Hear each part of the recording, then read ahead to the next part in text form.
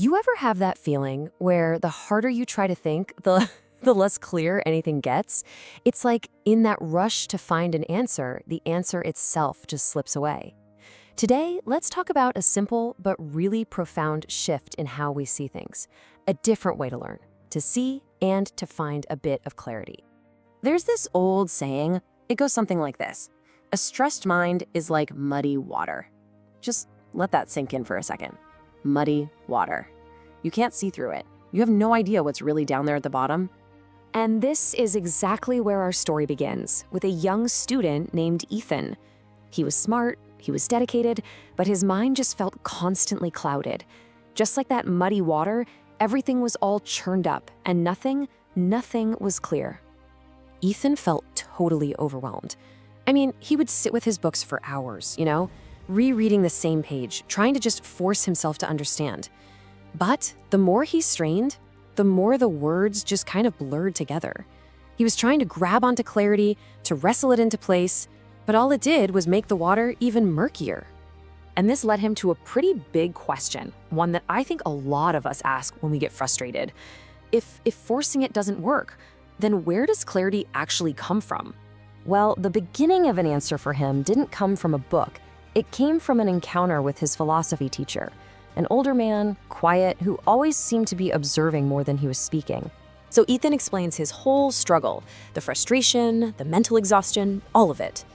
And the teacher, he just listened, patiently. When Ethan was finally done, the teacher didn't offer him some new study trick or a memorization technique. No, he offered something completely different, just a new way to see the problem itself. He asked Ethan to just think about two things when it comes to learning: a rock and a sponge. It sounds almost too simple, right? But this is where everything starts to change. Let's break this down, because it's really two totally different ways of being. The rock, it tries to memorize. It's rigid. It collects facts, sure, but they're just kind of sitting on the surface, like little pebbles. Nothing ever really sinks in. It resists change. But the sponge, well, the sponge is different.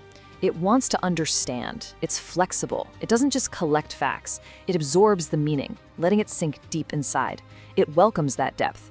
And in that moment, Ethan realized he'd been trying so hard to be a rock. So that raises the question, doesn't it? How do you become more like a sponge? The teacher's advice wasn't some huge dramatic change. It was something much, much smaller, much quieter, and ultimately way more powerful. Just this, 20 minutes. That was the entire instruction. Don't try to conquer the whole mountain in one day. Just spend 20 minutes with the material. Not forcing, not straining, just being present with it, allowing yourself to absorb. And here's how that tiny commitment starts to grow. A single day's effort. It feels like nothing, right? But then it becomes a week of focus. And that turns into a month of habit. And before you even realize it, that small daily act of patience has built up into a year of real, honest growth. It was never about the intensity. It was always about consistency. So, over time, Ethan's whole relationship with learning began to change. He stopped fighting with his own mind. He stopped trying to force the dirt to disappear from the water. Instead, he just let it be. And that's when he finally understood what his teacher was trying to tell him. You can't make muddy water clear by stirring it faster. You can't. You have to be still. You have to be patient. You have to just let the dirt settle, all on its own. Clarity isn't something you go out and achieve. It's what emerges when you finally allow for a little bit of stillness.